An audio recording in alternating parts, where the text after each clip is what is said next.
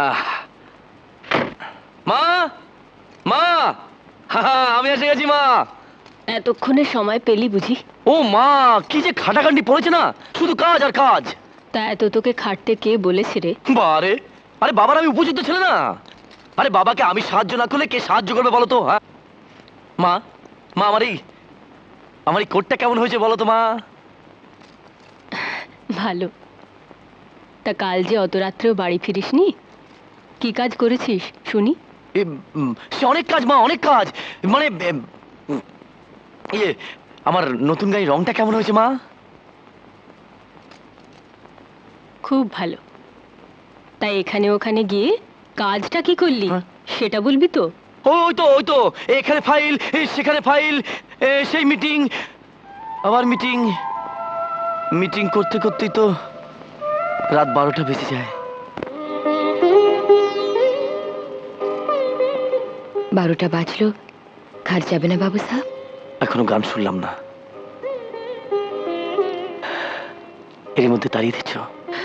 ছি, তোমার মতো মানুষ আমার কাছে আসে, এ তো আমার নসিব।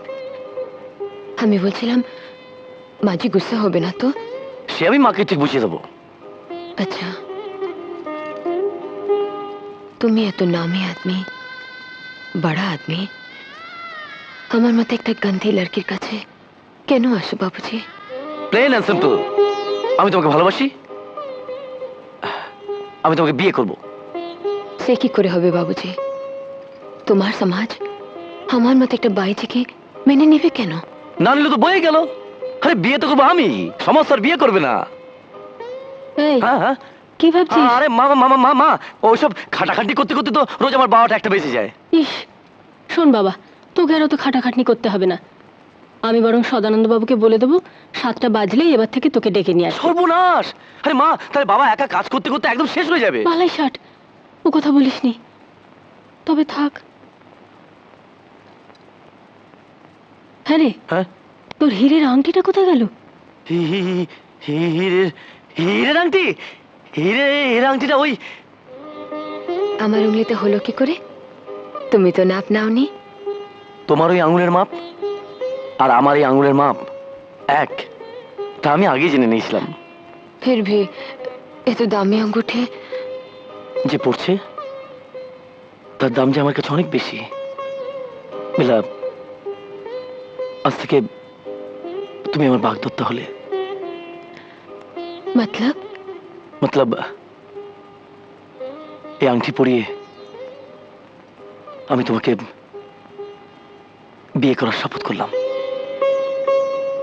বাবুজি, একটা কথা বলবো? বলো। बाबूजी, रईस आदमी, শরীফ আদমি আমি বহুত দেখেছি, কিন্তু সেই বাবুদের আন্দার মহল, তাদের বিবি বাচ্চাদের আমি কখনো দেখিনি। তুমি আমাকে দেখাবে? নিশ্চয়ই, তোমার মাথায় সিঁদুর পরিয়ে সেই সব ভদ্র বউ বিবিদের সামনেই তো তোমাকে নিয়ে যাব। তবে বাচ্চাদের দেখতে গেলে আর কিছুটা সময় দিতে হবে। কতদিন? তা অন্তত বছরখানেক তো লাগবেই, না হলে লোকে কি বলবে? হ্যাঁ, দেখ বেশরম, কি রে বললি না আংটিটা কি হলো? হ্যাঁ, ওই আংটিটা তো, আংটিটা ইয়ে, জানো মা, ওই আংটিটা ছোট হয়ে গিয়েছিল তো, এই আঙুলটাতে খুব লাগতো, ওটাকে আমি বড় করে পরবো। ইয়ে মা, তুমি বাবাকে একটু বলো তো, বাবা যেন একটু তাড়াতাড়ি বাড়ি ফেরে। বাবা দেরি করে ফেরে বলেই তো আমার রোজ ফিরতে দেরি হয়। ঠিক আছে ঠিক আছে, বলবো। বলবে তো? আমি তাহলে আসি মা। বেশ। দুর্গা দুর্গা দুর্গা দুর্গা দুর্গা দুর্গা।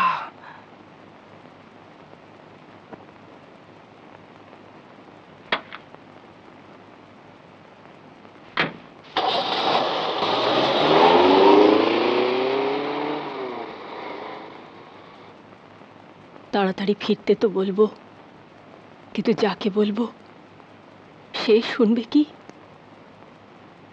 চেয়ারম্যানের চেয়ারের লোক যে বড় বেশি রে।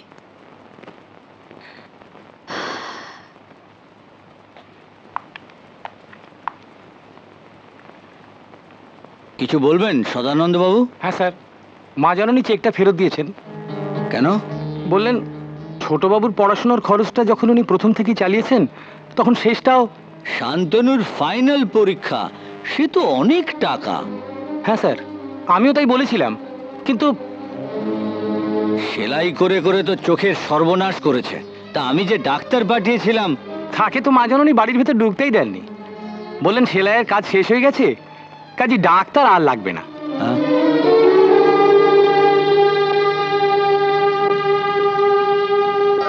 সদানন্দ বাবু, আপনি ব্যানার্জি মঞ্জিলের সবচাইতে পুরাতন এবং বিশ্বস্ত কর্মচারী। আপনাকে একটা বিশেষ দায়িত্ব দিতে চাই। আগে হ্যাঁ বলুন। আমার স্ত্রী সরমার কোনো ইচ্ছেই যেন এ বাড়িতে অপূর্ণ না থাকে, আপনি সেই দিকে নজর রাখবেন। রাখবো স্যার, নিশ্চয়ই নজর রাখবো। আপনি এখন আসতে পারেন। কি ব্যাপার আপনি এখানে? আগে ওই মা ঠাকুরুন সত্যনারায়ণের পূজা দিতে চান, তাই এই ফর্দটা আনছিলাম। তার জন্য এখানে এইভাবে আসুন। আসবো স্যার। আসুন, ভেতরে এসে বলে ফেলুন কি আপনার বক্তব্য। ওরকম বোকার মন দায়ী থাকবেন না। বলছিলাম কি স্যার, ব্যানার্জি কেমিক্যালসের ফ্যাক্টরিতে এবছর 2% প্রোডাকশন কম হওয়াতে চেয়ারম্যান সাহেব রাগ করছিলেন। তাই তো করার কথা। 2% প্রোডাকশন কমে যাওয়া মানে কি জানেন? বছরে কত টাকা লস জানেন? আগে হ্যাঁ স্যার, প্রায় 3 লাখ টাকা। সে কি, মাত্র 3 লাখ? তার জন্য বাবা মানে চেয়ারম্যান সাহেব রাগ করছিলেন? আগে হ্যাঁ, অথচ প্রোডাকশন কমার কথা নয়। ফাইলটা দেখুন। Hang your file. আপনি তো কেমিক্যালস ম্যানেজার। আগে হ্যাঁ স্যার। আপনার মাইনে কত? সব মিলিয়ে 8,500 টাকা। ওয়েল, নাও টেল মি, এই ফাইল টাইলগুলো যদি আমাকে দেখতে হয় তাহলে ব্যানার্জি গ্রুপ অফ ইন্ডাস্ট্রি থেকে মাসে ওই 8,500 টাকা আপনাকে দেওয়া হবে কেন? না স্যার, আপনি আমাদের বস, তাই মানে তাই আমাকে ফাইল টাইলগুলো দেখতে বলছিলেন, তাই না? বাহ বাহ, সুন্দর সুন্দর। জি জি জি জি, লজ্জা করেন আপনার? আপনি জানেন না, বস যারা হয় তারা ওই ফাইল টাইল নিয়ে পরিশ্রমটা একটু কমই করে। আপনি জানেন, আমার একটা জরুরি চিঠি এক্ষুনি টাইপ করতে হবে। আমার যে স্টেনো মিস মল্লিকা আছে না, তাকে একটু পাঠিয়ে দিন তো। Okay sir. এসো এসো। আমাকে ডেকেছেন স্যার? হ্যাঁ হ্যাঁ, শোনো, খুব জরুরি একটা করসপন্ডেন্সের ডিকটেশন আমি মধ্যে টেপ করে রেখেছি। এটা এক্ষুনি আমাকে টাইপ করে দিতে হবে, কেমন? ঠিক আমি এটা এক্ষুনি টাইপ করে এনে দিচ্ছি sir. Okay. My dear Mallika, I love you. আমি তোমাকে ভালোবাসি প্রিয়তমা। আমি আমি তোমাকে ছাড়া বাঁচবো না। তুমি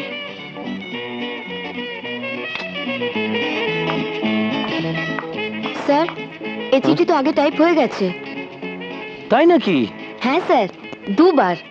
ও, তাহলে আরো নতুন কিছু থাকলে দিন। ও, এই সময় যত ফোন, যত বিরক্ত। হ্যালো, কে? হ্যাঁ কে? হ্যাঁ হ্যাঁ, আমি স্যার, আমি এক ঘন্টা পরে। না না, আমার আমার ঘরে কেউ কেউ নেই স্যার, কেউ নেই, কেউ নেই, কেউ নেই। আচ্ছা, আমি এক্ষুনি আছি, এক্ষুনি। সরি প্রিয়তমা, সরি।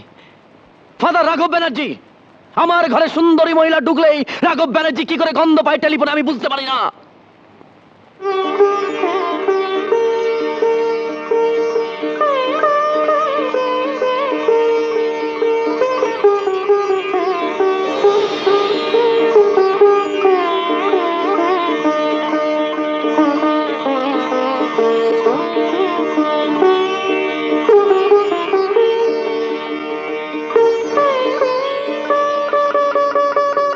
আজও তুমি আগের মতো সুন্দর আছো শর্মা।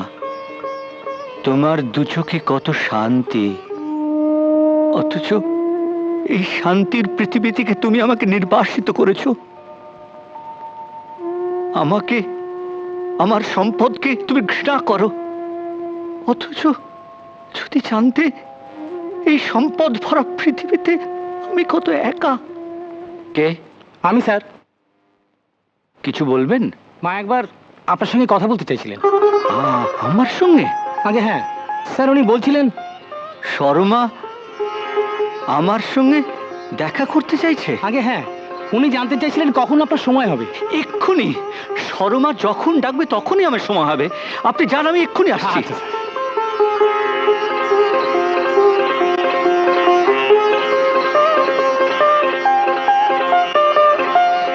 খুব জরুরি একটা কাজ ছিল স্যার। আমার কাজটা আরো জরুরি, এখন ডিস্টার্ব করো না। না মানে হোটেল সংক্রান্ত ইন্টারভিউগুলো। ওটা তোমার আর খাস্তগিরির দায়িত্ব। তাছাড়া right now I am the most busiest man in town. Okay chairman, আমি একটু বিজি হওয়ার চেষ্টা করি। মেডিকেল রিপোর্টটা দেখিয়ে আসি।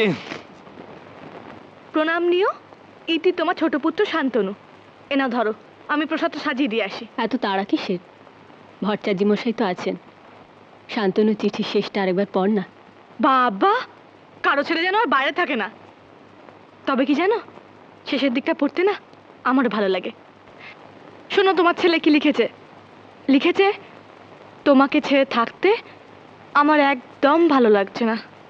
মা গো, অন্যায় আর অবিচারের বিরুদ্ধে সোজা হয়ে দাঁড়াতে বলেছিলে। আমি চেষ্টা করছি। আমার উপর বিশ্বাস রেখো, তোমার স্বপ্ন আমি মিথ্যে হতে দেব না। এখন আমার ট্রেনিং চলছে পুরো দমে। ট্রেনিং শেষ হয়ে গেলেই অফিসার, তোমার ধর্মযুদ্ধের সৈনিক। মা গো, আমার বড্ড ইচ্ছে সেই সময় তুমি কিছুদিনের জন্য আমার সঙ্গে থাকো।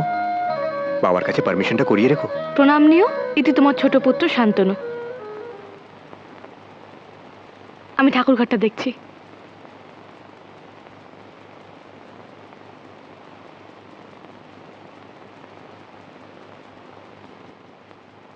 আমায় ডেকে পাঠিয়েছিলে কেন? শান্তনু খুব ভালোভাবে পাশ করেছে, কথাটা তোমাকে জানাতে ইচ্ছে হলো তাই। ও, শান্তনু তাহলে আইপিএস অফিসার হলো? হ্যাঁ, হায়দ্রাবাদে কি সব পুলিশের ট্রেনিং নিচ্ছে।